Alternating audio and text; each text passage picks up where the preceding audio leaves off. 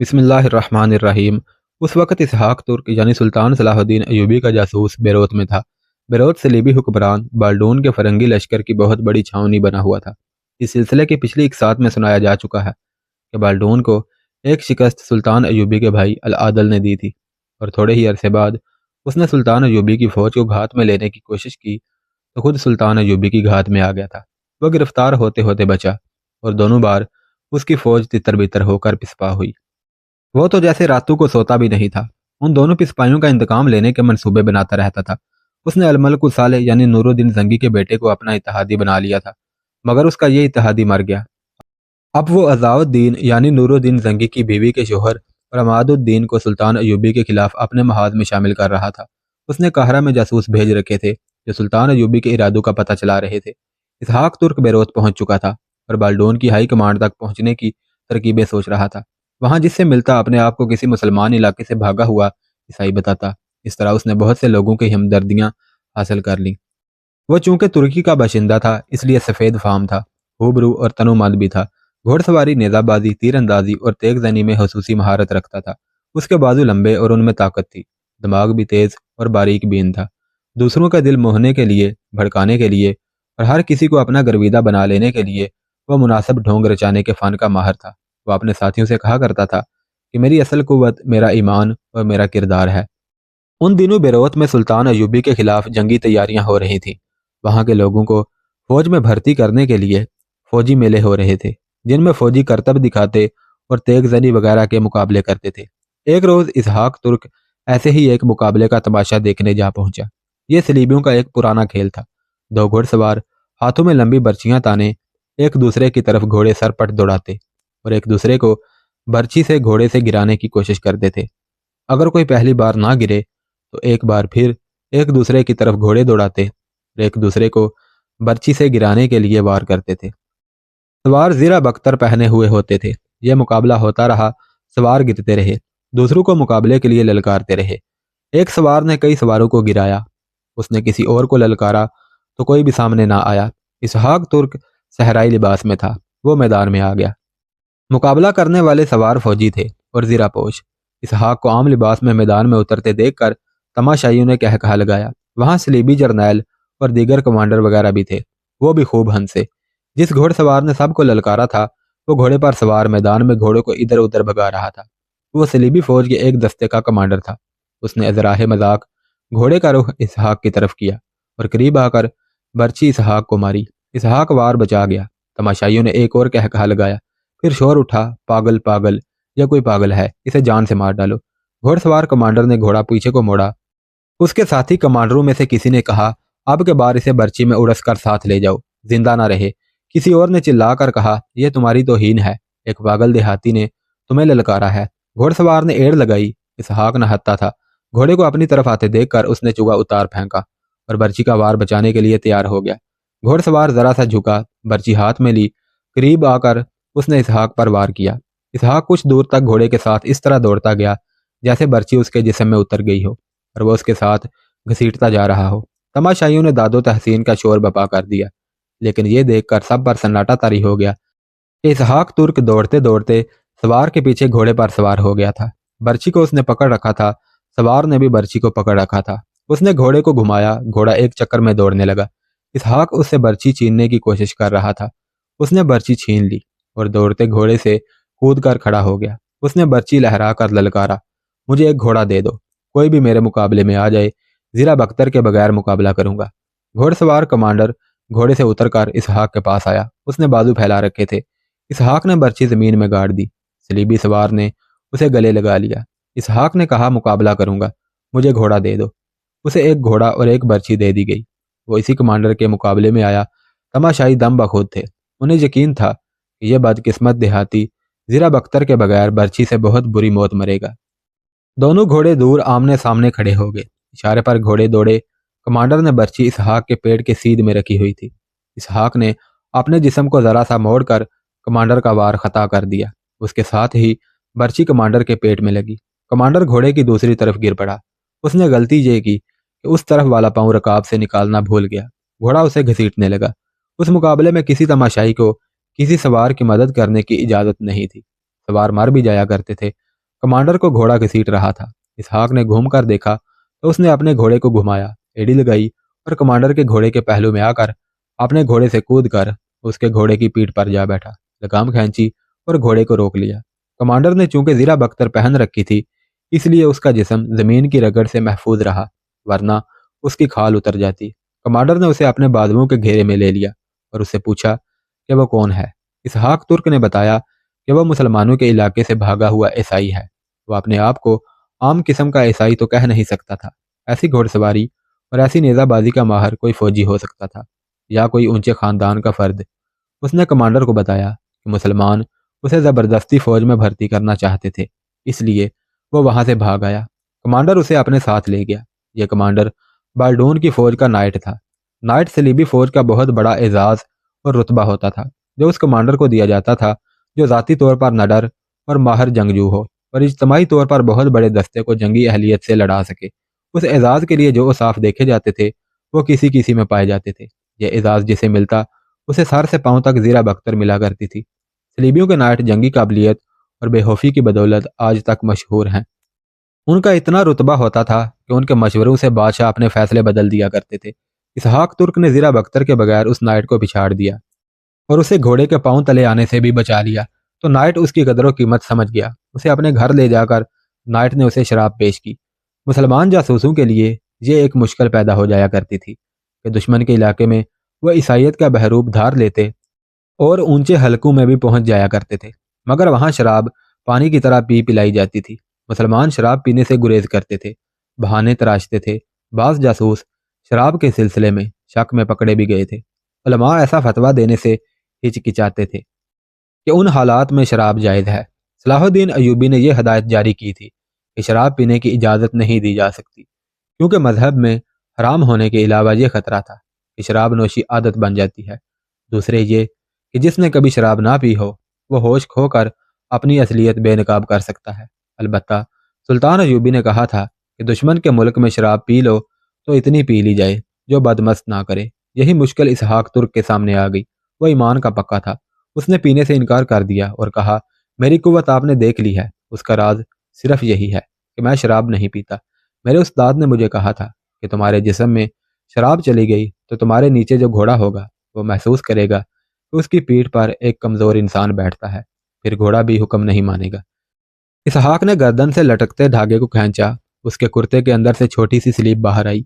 इसहाक ने कहा, मैंने अपनी ताकत को इस स्लीब के तहफ़्फ़ुज़ के लिए सर्फ करने के लिए स्लीब हाथ में रख कर कसम खाई थी कि शराब नहीं पीऊंगा, बदकारी नहीं करूंगा, मेरी कसम ना तोड़े। तुम कहाँ रहते हो? नाइट ने पूछा। घर वाले तुम्हारे साथ आए हैं? नहीं, इसहाक ने जवाब दिया। मैं घर वालों से यह कहकर भागा था कि अपने किसी इलाके में कोई तसल्ली बख्श ठिकाना बन गया तो उन्हें यहाँ ले आऊंगा। तुम्हारा ठिकाना बन गया है, नाइट ने कहा। मैं तुम्हें अपनी बाकायदा फौज में नहीं ले रहा, तुम मेरे ज़ाती मुहाविज होगे। हर कमांडर के साथ 2-4 मुहाविज होते हैं, लेकिन मैं तुम जैसे औसाफ के आदमियों का कदरदान हूँ। मेरी पसंद का सिर्फ एक मुहाफिज मेरे पास है, तुम दूसरे होगे। तुम्हारी रिहाइश का इंतज़ाम कर दिया जाएगा। वो ज़माना जंगजुओं का था। इसहाक जैसे ताकतवर और दलेर आदमियों की कदर खूब होती थी। नाइट ने उसकी रिहाइश का इंतज़ाम कर दिया, उसके लिए अरबी घोड़े और दीगर सामान का बंदोबस्त किया और उसकी तनख्वाह मुकर्रर कर दी। इसहाक तुर्क को खुदा ने दिमागी सलाहियतें बड़ी फियाजी से अता की थी।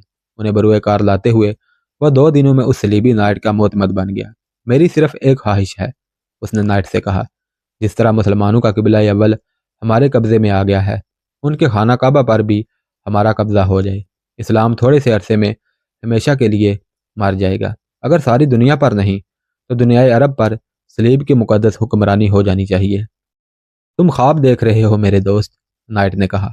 मुसलमानों को इतनी जल्दी शिकस्त देना आसान नहीं। अगर हमने मुसलमानों के काबे की तरफ पेशकदमी की तो सारी दुनिया के मुसलमान इकट्ठे हो जाएंगे। उन्हें छोड़ो, हम अभी तक अकेले सलाहुद्दीन अयूबी को शिकस्त नहीं दे सके। आप लोग अपने ही पैदा किए हुए वहमों का शिकार हो गए हैं, इसहाक तुर्क ने कहा। मुसलमानों में इत्तेहाद नहीं रहा। सलाहुद्दीन अयूबी अपने मुसलमान दुश्मनों में अकेला रह गया है। क्या हलब और मुसल के नए हुक्मरान अज़ाउद्दीन और अमादुद्दीन आपके हमायती नहीं? वो आपकी मदद के मोहताज और मुंतज़िर हैं। आपके जासूसों ने मुसलमानों को खोखला कर दिया है। मैं आपको वहाँ की सही तस्वीर बताता हूँ। उसने अल्फाज में ऐसी तस्वीर पेश की जिससे नाइट की बाछें खिल गईं। اسحاق نے ایسے مشورے دیے جو کوئی جرنیل ہی دے سکتا تھا۔ نائٹ کی آنکھیں کھل گئیں۔ تم مجھے حیران کر دینے کی حد تک ذہین ہو، نائٹ نے کہا۔ ہم کچھ ایسے ہی منصوبے بنا رہے ہیں جو تمہاری خواہشوں اور عزائم کے مطابق ہیں۔ میرے اس مشورے کو ذرا اہمیت دیں کہ صلاح الدین ایوبی کی طرح چھاپا مار جیش تیار کریں، اسحاق نے کہا۔ ایک جیش میرے حوالے کر دیں۔ میں مسلمان علاقوں اور ان کی نازک رگوں سے اچھی طرح واقف ہوں۔ مجھے دور اندر تک وہ جگہیں معلوم ہیں جہاں وہ رسد وغیرہ کے ذخیرے رکھتے ہیں۔ ادھر جنگ ہوئی تو ادھر ان کا کوئی ذخیرہ نہیں رہنے دوں گا۔ ایسا ہی ہوگا، نائٹ نے کہا۔ ہم تمہیں موقع دیں گے۔ میں نے تمہیں شمس النساء یعنی نور الدین زنگی کی بیٹی کے ساتھ باتیں کرتے دیکھا تھا، انوشی یعنی عیسائی تحریب کار لڑکی عامر بن عثمان سے کہہ رہی تھی۔ وہ موصل میں تھے۔ عامر نے اسے محبت کا جھانسا دے دیا تھا۔ انوشی آدھی رات کے بعد اس کے کمرے میں آ گئی تھی۔ کہنے لگی، شمس النساء مجھ سے زیادہ خوبصورت تو نہیں۔ اس کا نام نہ لو، عامر نے اکتاہٹ سے کہا۔ وہ شہزادی ہے، مجھے اپنا نوکر سمجھتی ہے اور حکم چلاتی ہے۔ میں کبھی اس کے پاس کھڑا ہوتا بھی ہوں تو یہ حکم کی تعمیل ہوتی ہے۔ تم سے بھی میں اسی لیے ڈرتا رہتا ہوں۔ تمہیں بھی میں شہزادی سمجھتا رہا، لیکن تم نے میرا ڈر دور کر دیا ہے۔ پھر بھی کبھی کبھی ڈر آ ہی جاتا ہے کہ تم مجھے کسی دھوکے میں مبتلا کر رہی ہو۔ یہ نہ بھی ہو تو اپنا یہ انجام مجھے صاف نظر آ رہا ہے کہ بڑو نے مجھے تمہارے ساتھ دیکھ لیا تو مجھے تہہ خانے میں بند کر دیں گے۔ اگر تمہیں کسی تہہ خانے میں بند کیا تو میرے اشارے پر موصل کی اینٹ سے اینٹ بج جائے گی، انوشی نے کہا اور اسے اپنے ساتھ لگا لیا۔ پیار سے بولی، تمہارا یہ ڈر بجا ہے کہ میں تمہیں کوئی دھوکہ دے رہی ہوں۔ میرا وجود ایک دلکش دھوکہ ہے، لیکن تم مجھے انسان کے روپ میں دیکھو، مجھے اپنی عبادت کرنے دو۔ انوشی پر بے خودی سی طاری ہو گئی۔ عامر بن عثمان کی انگلیاں اس کے بالوں میں رینگ رہی تھی۔ رات گزرتی جا رہی تھی۔ انوشی کے لہجے میں خمار سا آ گیا تھا۔ عامر بن عثمان کے لیے یہ بڑا ہی سخت امتحان تھا۔ وہ جوان تھا، تنومند تھا اور وہ غیر شادی شدہ تھا۔ کئی بار اس کے جذبات اپنے قابو سے نکل چلے تھے۔ اس نے دل ہی دل میں دھیان خدا کی طرف کر دیا اور خدا سے التجائیں کرنے لگا کہ اس کی ذات باری اسے جبر اور ہمت و استقلال عطا فرمائے۔ رات تھوڑی سی رہ گئی تھی جب انوشی اس کے کمرے سے نکلی۔ پھر ایسی 3-4 راتیں آئیں۔ انوشی اس کے وجود میں جذب ہو چکی تھی۔ اس نے دیکھ لیا تھا کہ عامر حیوان نہیں، انسان ہے، مگر عامر کی ذات میں جو لرزے بپا ہو رہے تھے ان سے انوشی واقف نہیں تھی۔ مجھے ان مسلمان حکمرانوں سے نفرت ہو گئی ہے، ایک رات عامر نے انوشی سے کہا۔ میں نے صلیبی حکمران نہیں دیکھے، ہمارے حکمرانوں سے تو اچھے ہوں گے۔ اس نے رازداری سے پوچھا، کیا یہ ممکن نہیں کہ صلیبی آ کر ان علاقوں پر قبضہ کر لیں؟ انوشی بہت چالاک لڑکی تھی، بچپن سے استادوں کے ہاتھوں میں کھیلی تھی۔ اس کا حسن قلعوں کی دیواریں توڑ دیتا تھا۔ جابر حکمرانوں کو وہ اپنا غلام بنا لیا کرتی تھی، مگر وہ انسانی فطرت کی کمزوریوں اور فطری تقاضوں اور مطالبوں سے آزاد نہیں تھی۔ کوئی بھی انسان خواہ اوصاف اور عادات کے لحاظ سے درندہ ہی کیوں نہ بن جائے، اس فطرت کی زنجیروں سے آزاد نہیں ہو سکتا جو خدا نے بنائی ہیں۔ انوشی اپنی تشنگی عامر بن عثمان کو بتا چکی تھی۔ یہ اس کی دکھتی رگ تھی جو اس نے عامر کے ہاتھوں میں دے دی تھی۔ سچے پیار کی تشنگی اور عامر کے وجود نے اس کا ڈنک مار دیا تھا۔ وہ شراب کے نشے کو جانتی تھی، محبت کے خمار سے واقف نہیں تھی۔ یہ خمار جب طاری ہوا اور عامر نے صلیبی حکمرانوں کے حق میں بات کر دی تو انوشی کی تمام تربیت بیکار ہو گئی۔ اس نے عامر کے ساتھ ایسی باتیں شروع کر دیں جو جاسوس اور تحریب کار نہیں کیا کرتے۔ عامر کا مقصد پورا ہو گیا۔ اس نے بچ بچ کر سوال پوچھنے شروع کر دیے۔ اگر اس وقت انوشی کو اس کے صلیبی استاد یا عزاء الدین اور اس کے وہ اعلیٰ حکام دیکھتے جو اسے گوہر نایاب سمجھتے تھے تو یقین نہ کرتے کہ یہ وہ لڑکی ہے جسے وہ سوڈانی پری کہا کرتے ہیں۔ وہ معصوم سی بچی بنی ہوئی تھی اور اسے ذرا بھر احساس نہیں تھا کہ وہ سلطنت اسلامیہ کی جڑیں کھوکھلی کرنے کی بجائے صلیب کو دیمک کی طرح کھا رہی ہے۔ عامر بن عثمان اس کی فطرت کے تقاضے پورے کر رہا تھا۔ انوشی جب اس رات عامر کے کمرے سے نکلی تو رات کا آخری پہر تھا۔ وہ بڑے اہم راز عامر کے سینے میں ڈال گئی تھی۔ بہت دن گزر گئے تھے۔ بیروت میں اسحاق ترک اپنے صلیبی نائٹ کا ذاتی محافظ ہی نہیں، اس کا ہمراز دوست اور قابل اعتماد ساتھی بن چکا تھا۔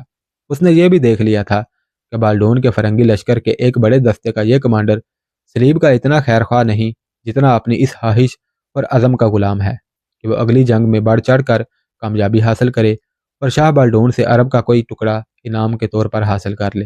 اس کے دماغ پر خود مختار حکمرانی سوار تھی اور اس کی سوچیں اسی خواہش کے تابع تھیں۔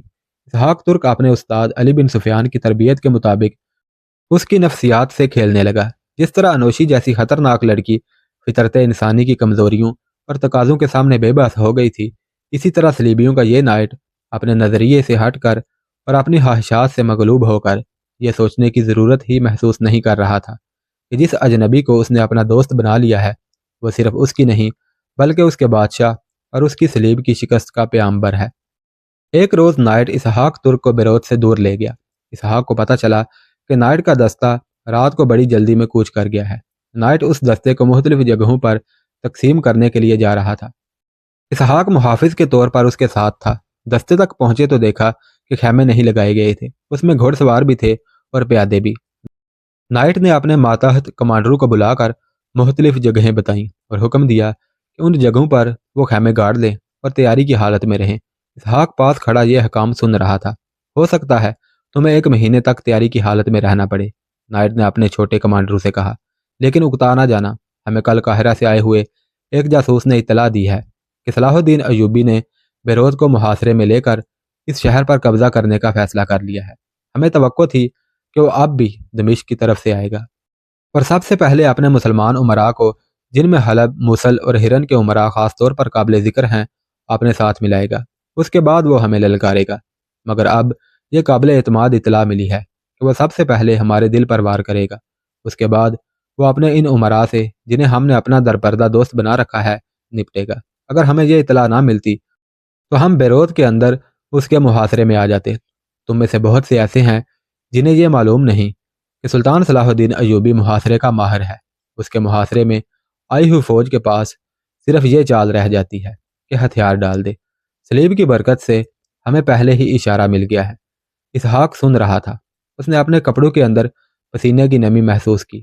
اسے یہ سن کر غصہ آنے لگا کہ صلاح الدین ایوبی کے اندرونی حلقوں میں بھی صلیبیوں کے جاسوس موجود ہیں جنہوں نے اتنی خطرناک اطلاع یہاں پہنچا دی ہے۔ اسے معلوم تھا کہ مسلمان ایمان فروشی پر فوراً اتر آتے ہیں۔ سلطان ایوبی کے ہمراز حلقے میں کوئی صلیبی تو نہیں جا سکتا تھا۔ اب یہ ذمہ داری اسحاق ترک بڑی شدت سے محسوس کرنے لگا کہ وہ قاہرہ پہنچے اور علی بن سفیان کو بتائے کہ اگر سلطان نے واقعی بیروت پر فوج کشی کا فیصلہ کر لیا ہے تو سیدھا بیروت نہ جائے۔ اس اطلاع سے ہم یہ فائدہ اٹھا رہے ہیں کہ جس طرح ہمارا دستہ اس علاقے میں گھات کی صورت میں بھیجا گیا ہے، اسی طرح چند اور دستے جن میں گھوڑ سوار زیادہ ہیں بیروت کے ارد گرد اور دور دور بھیج دیے گئے ہیں۔ صلاح الدین ایوبی کا استقبال وہ دستے کریں گے جو بیروت میں تیار ہوں گے۔ وہ اس کی فوج کو یہ تاثر دے کر الجھائیں گے کہ اس نے بیروت کو اچانک آ دبوچا ہے۔ وہ جب محاصرے کو تنگ کر رہا ہوگا ہم عقب سے اس پر حملہ کر دیں گے۔ پھر وہ بیروت کے اندر والی ہماری فوج اور ہمارے باہر والے دستوں میں آ کر ہمیشہ کے لیے پس جائے گا۔ جناب، ایک پرانی عمر کے کمانڈر نے کہا، یہ معلوم ہو چکا ہے کہ وہ کس طرف سے آئے گا؟ ابھی یہ معلوم نہیں ہو سکا، نائٹ نے جواب دیا۔ ممکن یہ نظر آتا ہے کہ وہ ہمارے علاقوں میں سے گزر کر آنے کا خطرہ مول لے گا۔ شاہ بالڈون نے ہدایت جاری کی ہے کہ راستے میں اس کے ساتھ جھڑپ نہ لی جائے، اسے دور اندر تک اور بیروت تک آنے دیا جائے۔ یہاں ہم اس کی فوج کو رست سے محروم کر کے ماریں گے، اور آپ کو یہ تو معلوم ہوگا کہ بیروت سمندر پر واقع ہے۔ اسی کمانڈر نے کہا، وہ اپنی بحری قوت بھی استعمال کر سکتا ہے۔ وہ بحری قوت استعمال کرے گا، نائٹ نے کہا۔ اس کی بہت سی فوج بحری جہازوں سے آ رہی ہے، ہم نے اس کا بھی انتظام کر لیا ہے۔ ہم سمندر میں اس کا مقابلہ نہیں کریں گے، اس کی فوج کو اترنے کا موقع دیں گے۔ اس طرح ہم اس کے جہازوں کو تباہ کرنے یا بھاگنے کا موقع دینے کی بجائے جہازوں پر قبضہ کریں گے۔ میرے دوستو، تم جانتے ہو کہ فوج کو راز کی ایسی باتیں نہیں بتائی جاتی، کیونکہ جس طرح ہمارے جاسوس مسلمان علاقوں میں موجود ہیں، اسی طرح ہمارے علاقوں میں مسلمان جاسوس سرگرم ہیں۔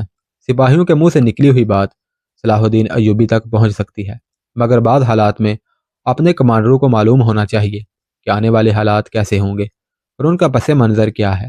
یہ احتیاط کریں کہ سپاہیوں کو پتہ نہ چلنے پائے کہ ہمیں صلاح الدین ایوبی کے متعلق کوئی اطلاع ملی ہے، ورنہ وہ اپنا فیصلہ بدل دے گا۔ کیا آپ کو مسلمان امراء کی نیت کا علم ہے؟ ایک اور کمانڈر نے پوچھا۔ ایسا نہ ہو کہ وہ ہم پر حملہ کر دے، ان کی طرف سے ہمیں کوئی خطرہ نہیں، نائٹ نے کہا۔ حلب کا والی عزاء الدین موصل میں آ گیا ہے اور موصل کا امیر عماد الدین حلب چلا گیا ہے۔ یہ تبادلہ ہماری کارستانی سے ہوا ہے، وہاں کے حالات ہمارے قبضے میں ہیں۔ البتہ یہ توقع رکھی جا سکتی ہے کہ ان میں کوئی مسلمان حکمران صلاح الدین ایوبی پر حملہ کر دے یا اسے رسد دینے سے انکار کر دے۔ بہرحال یہ یقین ہے کہ اپنے مسلمان امراء کی طرف سے صلاح الدین ایوبی کو تعاون نہیں ملے گا۔ رات کو اسحاق ترک نے نائر کے ساتھ سلطان ایوبی کے متوقع حملے اور بیروت کے محاصرے پر تبادلہ خیال اور خوشی کا اظہار کیا کہ اسے اپنی خواہش کی تکمیل کا موقع مل جائے گا۔ اس نے کچھ اور ضروری باتیں بھی معلوم کر لی۔ اس کے سامنے اب یہ مسئلہ تھا کہ وہاں سے نکلے اور قاہرہ پہنچے۔